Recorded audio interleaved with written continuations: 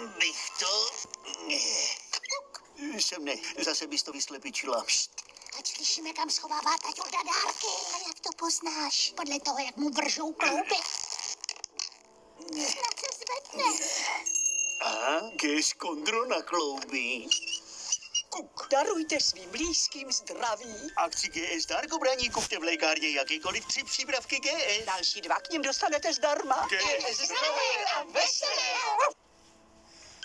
Řetěz mám, svíčky mám, špici mám. No špica. Ale stejně mám pocit, že jsem zapomněl. Já hlava dubová. Vy nemáte stromeček. Musím ho koupit. Hurvaj špilku. Počkej chvilku. A GS lecitým na paměť. Tak to si vzpomene, kam schoval dárky.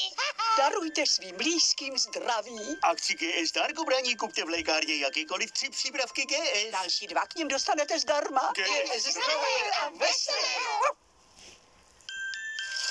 Já musím. Vy se ho bojíte klepnout. Ale ne, Máničko, to ta tekoucí voda. Prostě prostata. Ty jeden. Já nejsem kapr.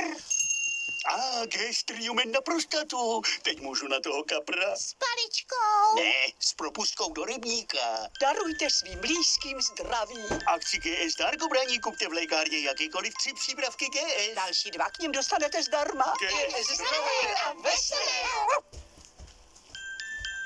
Co v té koupelně pořád dělá? Hned jsem u vás. Vy jste zapálila Františka, paní Kateřino? Ne, chtěla jsem se líbit.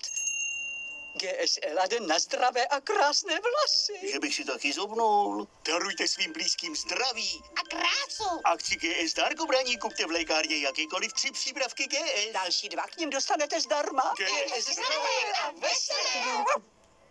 Darujte svým blízkým zdraví. Akci GS Darkobraní kupte v lékárně jakýkoliv 3 přípravky GS. Další 2 k nim dostanete zdarma. GS Zdravé a veselé.